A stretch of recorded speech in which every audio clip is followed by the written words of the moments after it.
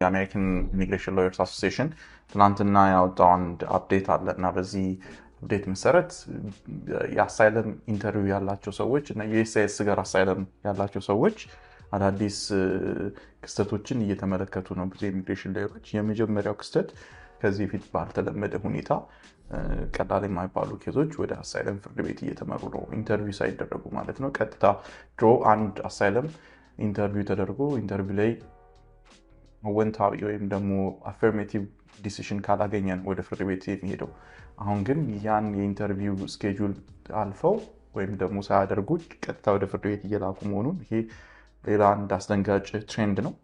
ሁለተኛው በዚህ በአሳይለም ዙሪያ የታየው ትሬንድ ለአሳይለም የሚያበቃ ኬዝ ኖሯቸው ሰዎች ኢንተርቪው ተደርገው በቂ ማስረጃ እንደገና በቂ ስቶሪ ካቀረቡ በኋላ ቀጥታ የአሳይለም ኦፊሰሮቹ ወደ ፍርድ ቤት ኬዞችን ይመራሉ፣ ምንም አይነት ማብራሪያ ኤክስፕላኔሽን ሳይሰጡ ማለት ነው። ሶስተኛው ትሬንድ በአፈርሜቲቭ አሳይለም ላይ ዩኤስሲአይኤስ ጋር ባለ አሳይለም እየተመለከትን ያለ ነው። የፋሚሊ ሜምበሮች ከዚህ በፊት ከሚጠየቁት ጥያቄ የበለጠ አሁን ኤክስፓንድ ሆኖ እየተጠየቁ ነው።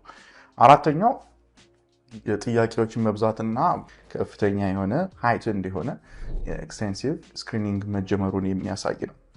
የዩኤስሲአይኤስ ከዚህ በፊት ከአሳይለም ኦፊስ ጋር ሎየሮች እና ክላይንቶች ያላቸውን ኢንጌጅመንት ከፍተኛ ነበር። አሁን እነዛ አክሰሶች በጣም ጠበዋል። ዩኤስሲአይኤስ የአሳይለም ኦፊሰሮች ጋር ያሉ ግንኙነት እንደ በፊቱ አይደለም። እነዚህ እንግዲህ የአሳይለም ሂደት መሄድ እየከበደ መሆኑን በዩኤስሲአይኤስም በፍርድ ቤትም የሚገልጽ ነው። ሁለተኛ አፕዴታችን በዚህ ሰሞን በአይስ ሁለት ሰዎች፣ አንድ በሂውስተን ቴክሳስ፣ ሌላኛው ደግሞ በሜን ተገድለዋል። ይህን ተከትሎ ዲኤችኤስ ዲፓርትመንት ኦፍ ሆምላንድ ሴኩሪቲ አንድ ውሳኔ አስተላልፎ ነበር። የአይስ ኦፊሰሮች ከዚህ በኋላ ትራፊክ ስቶፕ እንዳያደርጉ ወይም ደግሞ መኪና አስቆመው ስደተኞችን እንዳያስቡ በሌሎች መንገዶች ብቻ የስደተኞች ኢንፎርስመንት አንዶክመንትድ ኢሚግራንት ኢንፎርስመንት እንዲኖር አዞ ነበር። ፕሬዚዳንት ትራምፕ ይህን ውሳኔ በትሩዝ ሶሻል ላይ በራሱ የሶሻል ሚዲያ ላይ ገልብጦታል። እዚህ ትራፊክ ስቶፕ መቀጠል አለበት፣ ትራፊክ ላይ እያስቆሙ ማሰር መቀጠል አለበት የሚል የዲፓርትመንት ኦፍ ሆምላንድ ሴኩሪቲ ከትላንት በስቲያ ያወጣውን መመሪያ ሽሯል ማለት ነው። ለዚህ አይስ እንግዲህ የፕሬዝዳንቱን ውሳኔ እንደሚከተል የዲፓርትመንት ኦፍ ሆምላንድ ሴኩሪቲ ሴክሬታሪ ሙለን በሶሻል ሚዲያው ገልጿል። ሌላኛው አፕዴታችን ጁላይ 10 2026 የቦርድ ኦፍ ኢሚግሬሽን አፒልስ ኦር ቢአይኤ አንድ ውሳኔ ያስተላልፈዋል። ይሄ ማተር ኦፍ ኢኤአርኤም በሚል ውሳኔ ነው የይግባኝ ፍርድ ቤት ያስተላለፈው። ይሄ ውሳኔ በዋነነት የሚመለከተው ተከራካሪዎች ወይም አሳይለም የሚጠይቁ ሰዎች አድቫንስ ኖቲስ በዚህ ሊደርሳቸው ይገባ ነበር፣ ፕሪተርሚት ለማድረግ አሳይለምን አቋርጦ ወደ ሶስተኛ ሀገር ለመላክ ማለት ነው። አሁን ላይ ቦርድ ኦፍ ኢሚግሬሽን አፒል የይግባኝ ፍርድ ቤት ያለው ግን ዲኤችኤስ ወይም የመንግስት ጠበቆች በቃል ብቻ በፍርድ ቤት ላይ ይሄን ማቅረብ ይበቃቸዋል የሚል ነው። ስለዚህ ይሄን ጀስት አንድ የመንግስት ጠበቃ ብቻ መጥቶ በቃል ለፍርድ ቤቱ በማስረዳት ማቋረጥ መቻል ማለት ትልቅ ፕሮሲጀራል ኢንጀስቲስ ነው። እንደገና ደግሞ ፋይናል ጀስቲስ ላይም የፌርነስ ጥያቄ የሚያነሳ ነው። ስለዚህ የይግባኝ ፍርድ ቤቶች፣ የፌዴራል ፍርድ ቤቶች ምናልባት ይሄን የመለወጥ እድል ይኖራቸዋል ወደ እነሱ ይሄ ኬስ ከቀረበ የሚል ነታል። ለጊዜው ግን የታች ፍርድ ቤቶች ላይ ይሄ ውሳኔ ገዢ ይሆናል። ስለዚህ ኢሚግሬሽን ፍርድ ቤቶች ይህን የሚከተሉት ይሆናል። የፌዴራል ፍርድ ቤቶች ጥቅል የሆነ ውሳኔ እስከሚሰጡ ድረስ ኬዞትን በዩኤስሲአይኤስ ፔንዲንግ ሆኖ ለረጅም ዓመታት ቆይተውቦታል። መፍትሄ ሊኖረው ይችላል። ያንን ለማመላከት ነው ዛሬ።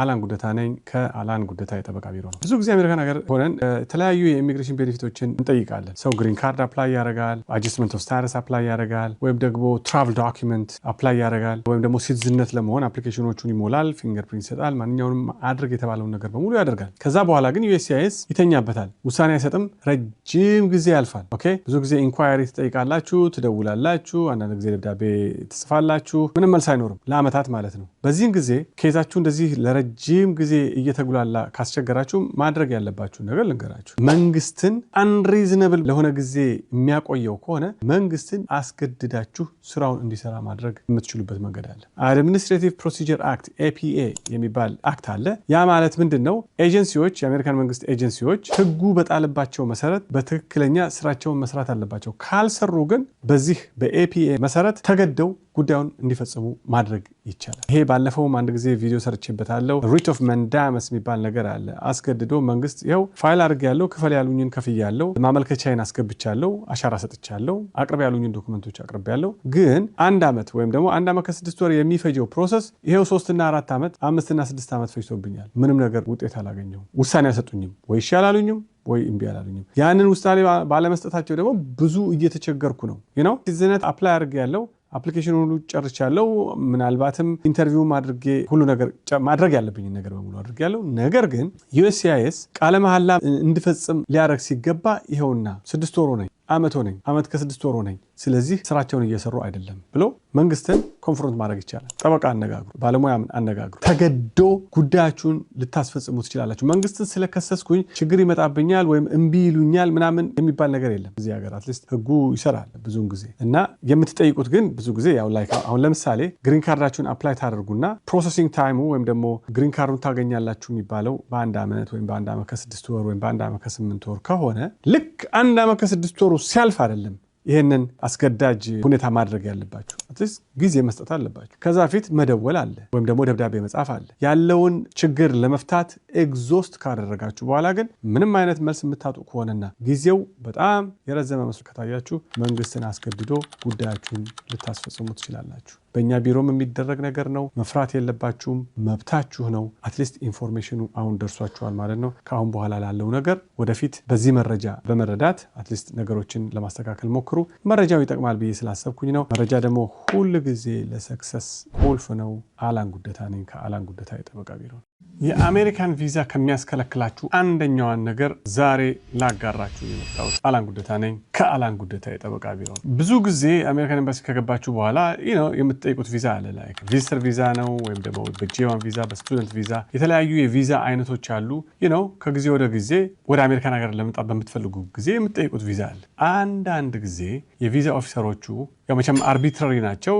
አይተው አንዳንድ ጊዜ በአንድ ደቂቃም ጥያቄ ሳይጠይቋችሁ ኖ ሊሏችሁ ይችላሉ። አንዳንድ ጊዜ ደግሞ እንደዚሁ 1-2 ደቂቃ ሳትጠየቁ አፕሩቭ ሊያደርጓችሁ ይችላሉ። ቪዛውን የጠየቃችሁትን ቪዛ ሊሰጧችሁ ይችላሉ። ግን አንዳንድ ጊዜ ቪዛ ከሚያስከለክሉት ምክንያቶች ውስጥ አንዱን ዛሬ ላጋራችሁ። ምንድነው? በአሜሪካን ሀገር የሚገኝ አንድ ዘመዳችሁ እናት ሊሆን ይችላል፣ አባት ሊሆን ይችላል፣ ሚስት ባል ልትሆን ትችላለች፣ ወይም ደግሞ ልጆች ሊሆኑ ይችላሉ፣ ወይም ወንድም እህት ሊሆን ይችላል። ፔቲሽን ያስገቡላችሁ ከሆነ ኦን ዮር ቢሃፍ አሁን ለምሳሌ አንድ ባል ሚስቴን ለማምጣት ፈልጋለሁ ብሎ ትክክለኛ ህጋዊ የሆነ አፕሊኬሽን ያስገባል። አይዋንታር የሚባል የፋሚሊ ፔቲሽን ማለት ነው። ሚስቱ ኢትዮጵያ ያለች። ያ ፔቲሽን ፔንዲንግ ሆኖ እያለ ፕሮሰሱ ጊዜ ይፈጃል። አንዳንድ ጊዜ 1 ዓመት፣ አንዳንድ ጊዜ 2 ዓመት እንደ አፕሊኬሽኑ አይነት ታይቶ የሚወስደው ዓመታት የሚፈጀው ዓመታት ጊዜ አለ። በዛን ወቅት ባለቤቱ ኤምባሲ ገብታ ቪዚት ለማድረግ ወደ አሜሪካን ሀገር ለመሄድ ነው ብትል ብዙውን ጊዜ የኢሚግሬሽን ኦፊሰሮቹ ቪዛውን ኢሹ ያደርጓታል።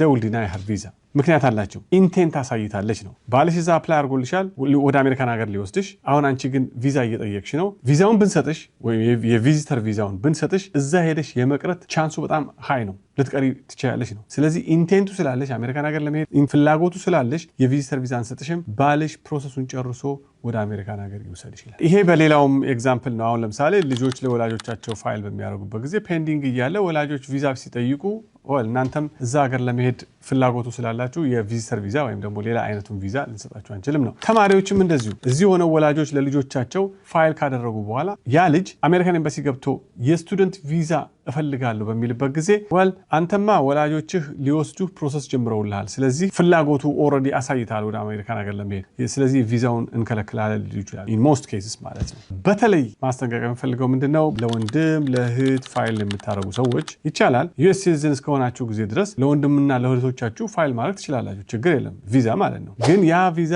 ፕሮሰሱ በጣም ረጅም ጊዜ ይፈጃል። 10-15 ዓመት ማለት ነው። በነዛ በ10-15 ዓመት ጊዜ ውስጥ ያ ወንድም ኢትዮጵያ ውስጥ ያለ ወንድም ወይም እህት ወደ አሜሪካን ሀገር ለመምጣት በተለያየ ጊዜ የተለያየ እድል ሊገጥመው ይችላል። አሜሪካን ሀገር ጎብኝቶ ለመሄድ የሚፈልግበት አንዳንድ እድሎች ሊገጥሙ ይችላሉ። በዛን ጊዜ ቪዛ በሚጠይቁ ጊዜ ኦልሬዲ ኢንቴንት አሳይተሃል፣ ወንድምህ ወይም እህትህ አፕሊኬሽን አስገብታለች፣ ፔንዲንግ ነው። ስለዚህ ያ ፕሮሰስ ይለቅና ትሄዳለህ እንጂ የቪዚተር ቪዛውን ወይም ደግሞ የፈለከውን የኤፍ1 ቪዛ ወይም ደግሞ whatever visa you request for አንሰጥህም ይላሉ። ለማስጠንቀቅ ነው። ሰዎች ነገሮችን አውቀው የሚያደርጉትን ነገር አትሊስት ታሳቢ አድርጎ ማንኛውንም አይነት ውሳኔ ሲወስኑ እነዚህ ነገሮች ማወቅ እንደው ይጠቅማል ኦቨርኦል። ስለዚህ አይ ቢሊቭ ይጠቅማችኋል የሚል ኢንፎርሜሽን ሼር ያረኳችሁ። መረጃ ሁል ጊዜ ለስኬት ቁልፍ ነው። አላን ጉደታ ነኝ ከአላን ጉደታ የጠበቃ ቢሮ ነው።